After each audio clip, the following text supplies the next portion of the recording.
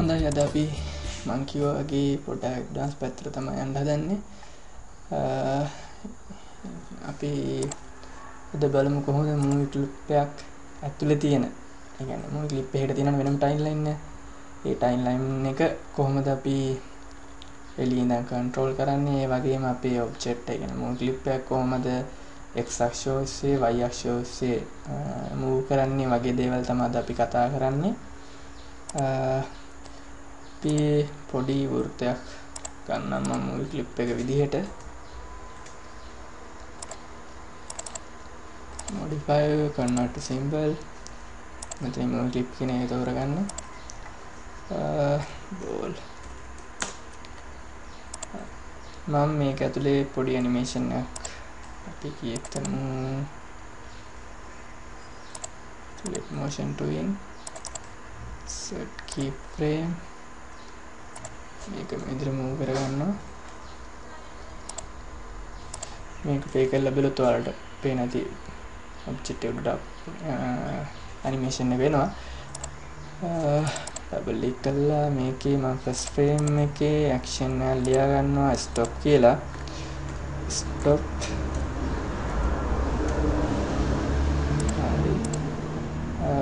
දැන් අපි එළියෙන් පොඩි බටන් එකක් හදාගමු මම මේක ඩිෆෝල්ට් තියෙන බටන් එකක් ගන්නවා Windows command like this button set එකේ තියෙන button හරි අපි බලමු කොහොමද මේ බටන් එක ප්‍රෙස් කරාට පස්සේ මේ මූවි ක්ලිප් එක ඇතුලේ තියෙන ඇනිමේෂන් එක ප්ලේ වෙන්න හදන්නේ කියලා. අපි මුලින්ම බටන් මේ මූවි ක්ලිප් එකට නේම් එකක් දෙන්න ඕනේ. මූවි ක්ලිප් එක ක්ලික් කරලා ප්‍රොපර්ටිස් එකට තියෙන ඉන්ස්ටන්ස් නේම් කියන තැනට අපි දෙමු බෝල් කියලා. ඊළඟට බටන් එක රයිට් ක්ලික් කරලා ඇක්ෂන් දෙන්න. මේක අපි ටයිප් කරමු on clip event sorry මම හදන්නේ mouse එක ක්ලික් කරපුවම මෙහිඳ on press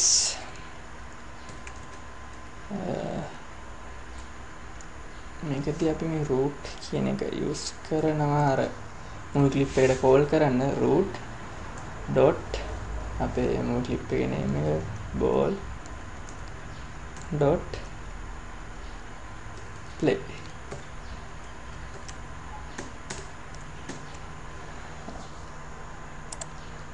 දැන් අපි මේක ප්ලේ කරලා බලමු ඇනිමේෂන් එක වෙන්නේ නැහැ ඊට පස්සේ අපි මේ බටන් එක ප්‍රෙස් කරනවා ඔයාලට පේනවා ඇති මූවි ක්ලිප් එක ඇතුලේ තියෙන ටයිම්ලයින් එකට අදාළ ඇනිමේෂන් එක සිදු වෙනවා මේකෙදි වෙන්නේ මේ කෝඩ් එක ගන්න ඔයාලා දන්නවා මේකෙන් අපි කරන්නේ මේ බටන් එක ප්‍රෙස් කරන ඉවෙන්ට් එක ගන්න එක ඊළඟට අපි කෝල් කරන්න හදන්නේ මූවි ක්ලිප් එකට අපි ඒකට යොදා ගන්නවා root කියන එක root dot මෙතෙන්ට මූවි ක්ලිප් name එක dot ඊළඟට අපිට පුළුවන් මේකට අදාළ ඕනම ටයිම්ලයින් ඉෆෙක්ට් එකක් මෙතන ලියන්න හිතන්න go to and play ලියනවා නම් එහෙම නැත්නම් go to and stop ඒ වගේ ඕන එකක් ලියන්න පුළුවන් අපිට මේ විදිහට පුළුවන් මේ ඔබ්ජෙක්ට් එක මේ මූවි ක්ලිප් එක x අක්ෂය y අක්ෂය ඔස්සේ මූව් කරන්න මම මේකට මේ කෝඩ් එක වෙනස් කරලා ඒක හදාගන්න x තන සමානයි 1 අපි දැන් මේක බටන් එක ප්‍රෙස් කරලා බැලුවොත් ඔයාලට පේනවා ඇති මේක x අක්ෂය ඔස්සේ යනවා මම මේක x අක්ෂය වෙනස් වෙන්න ඕන වගේ 5 වගේ දෙන්න ඔයාලට පේනවා ඇති මේක x අක්ෂය ඔස්සේ ගමන් කරනවා හොඳයි අපි පොඩ්ඩක් කෝඩ් එක දිහා බලමු මම කියවනේ මෙතන ball dot එකට පස්සේ අපිට මේකට අවශ්‍ය වෙනස්කම් يعني timeline control මේවා කරනවා නම් මේ විදිහට timeline එකට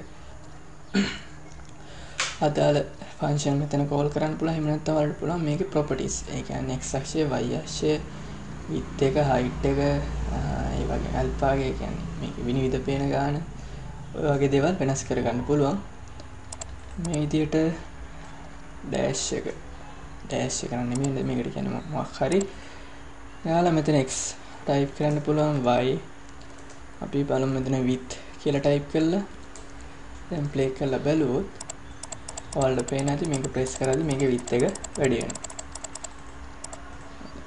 ඊට පස්සේ මෙතනින් කරන්නේ මේ width එක, ඒ කියන්නේ width එකට හැම වෙලේම ධන 5ක්, ඒ කියන්නේ 5ක් එකතු කර කර යන එක තමයි මේකෙන් වෙන්නේ. ඔයාලට ඕනනම් මෙතන ඍණ කියලා දෙන්න පුළුවන්. එතකොට width එක ඍණ, ඒ කියන්නේ 5න් 5ට අඩු වෙනවා. එහෙම නැත්නම් ඔයාලට පුළුවන් මෙතන width එකට කෙලින්ම අගයක් දෙන්න. සමානයි 5යි. ඒ කියන්නේ මේකේ අගේ කෙලින්ම width එක 5 බවට පත් වෙනවා. ඔය විදිහට ඔයාලට දෙන්න පුළුවන්. මම මේකේ මේ විදිහට තියලා මෙතන press event එක වෙනුවට key press right කියන එක දෙනවා. දැන් ඔයාලා keyboard එකේ right key එක press කරන් හිටියොත් ඔයාලට පේනවා මේක මේ පැත්තට move වෙනවා. මේ විදිහට මම මේ code එක copy කරලා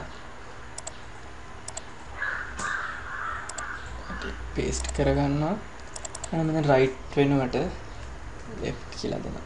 මතක තියන්න action strip වල coding ලියද්දී අපි මේ type කරන දේවල් case sensitive. ඒ කියන්නේ capital simple අකුරු ඒ විදිහටම type කරනවා. ඒ කියන්නේ මෙතන අපි තුමු capital L නැතු simple L ගහුවොත් ඔයාලට sorry